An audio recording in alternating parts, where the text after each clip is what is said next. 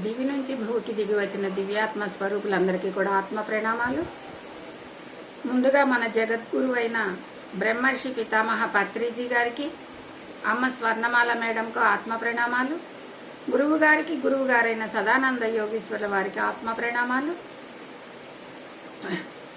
ప్రతిరోజు నిత్యం మనకి ఆత్మజ్ఞానాన్ని అందిస్తున్న మునిబాబు సార్కి, సుగుణ మేడంకి ఆత్మ ప్రణామాలు. ఆత్మ ప్రణామాలు ఫ్రెండ్స్. మనం స్వాధ్యాయనంలో భాగంగా ఆత్మాయనం అనే బుక్ను చదువుకుంటున్నాము.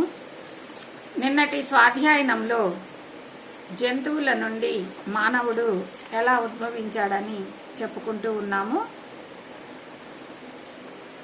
కొన్ని జంతు జన్మలు తీసుకుంటూ పరిపక్వత చెందినప్పుడు మానవ జన్మకు రావటం జరుగుతుందని చెప్పి నిన్న తెలుసుకున్నాము. అక్కడి నుంచి ఈరోజు చదువుకున్నాము. అడవి జంతువులుగా ఉన్న ఏనుగులు, గాడిదలు, దున్నలు మనిషి వలల పన్ని పట్టుకున్నప్పుడు దొరకకుండా ఉండాలని చాలా పోరాడతాయి.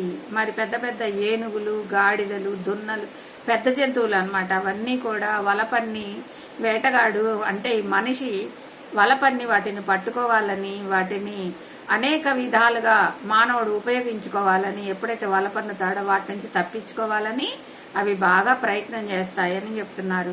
ఒకసారి పట్టుబడిపోయాక ప్రేమతో, దయతో మచ్చిక చేసుకుంటే తప్ప అవి మనిషికి లొంగవు.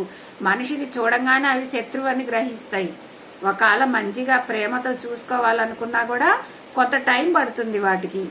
ఈ మనిషి నన్ను ప్రేమిస్తాడా లేదా చంపేస్తాడా అని తెలుసుకోవడానికి కొంతకాలం పడుతుంది అన్నమాట. ఆ మచ్చిక చేసుకుంటానికి కొంతకాలం పడుతుంది. లేకపోతే అవి లొంగవు, మానవులకి లొంగవు అని చెప్తున్నారు. తమ శక్తులను మానవ అభివృద్ధికి ఉపయోగించడానికి ఇష్టపడవు. పట్టుబడిన అనేక సంవత్సరాల తర్వాత కూడా అవి నిజంగా మాలిమి కావు.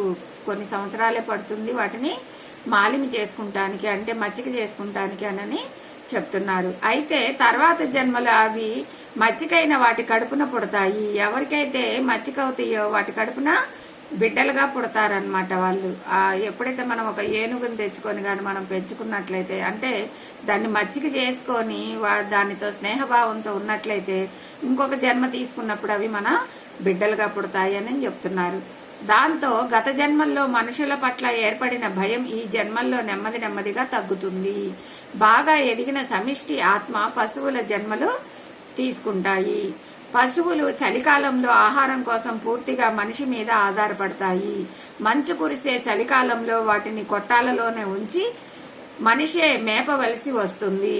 దానితో మానవుడి మీద క్రమేపా నమ్మకం కలిగి సహజంగా మనిషి పట్ల ఉన్న భయం తగ్గుతుంది. ఎప్పుడైతే మనం గుర్రాలని, మరి ఎద్దుల్ని వాటిని ఏం చేస్తాము, మన కష్టాలలో కట్టేసి వాటికి మేత తీసుకొచ్చి వేస్తూ ఉంటాము. మనకు అవసరమైనప్పుడు వాటిని మనతో పాటు తీసుకెళ్తూ, గుర్రాలైతే మరి బండ్లకు కట్టుకొని, ఎద్దుల బండికి కట్టుకొని అట్లా తీసుకెళ్తూ ఉంటాము. మరి ఎద్దులు, దున్నలైతే గనక వాటిని కూడా మన పొలాలలో దున్నటానికి వాటికి ఉపయోగించుకుంటూ ఉంటాం అనమాట. వాటిని కష్టాల్లో కట్టేసి వాటికి నీరు, దాణా వేసి మరి నీళ్లు పెడుతూ ఉండి, మరి గడ్డి అన్నీ దానికి కావాల్సిన ఆహారం అంతా మనం ఎప్పుడైతే వాటికి సమకూరుస్తామో అప్పుడు వాటికి మన పైన నమ్మకం ఏర్పడుతుంది. ఈ మనిషి నాకు అపకారం చేయడు, నాకు ఆహారాన్ని అందిస్తున్నాడు కాబట్టి ఇతను నాకు సోదరుడు అని చెప్పేసి సోదర భావంతో మనతో ప్రేమగా ఉంటాయన్నమాట. నెమ్మదిగా నికరంగా మానవ జాతి పట్ల భయం పోయి సమిష్టి ఆత్మ జంతు జన్మల్లోకి తుది దశ అయిన పెంపుడు జంతువుల అనుభవంలో గడించడానికి దాదాపు 10,000 కప్పలుగా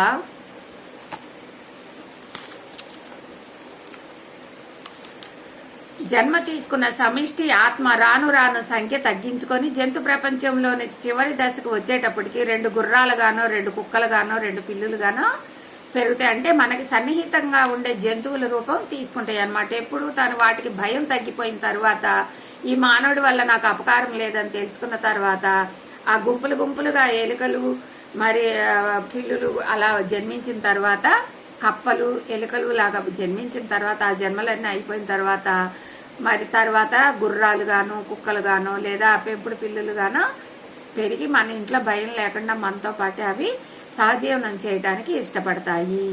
ఒకానొక సమిష్టి ఆత్మ పరిణితి చెంది 2 భాగాలుగా మాత్రమే విభజన అయ్యే దశకు చేరుకునేసరికి అన్ని విధాల పెంపుడు జంతువులైపోయి మనిషికి సరిగ్గా అర్థం చేసుకోగలిగి ఉంటుంది.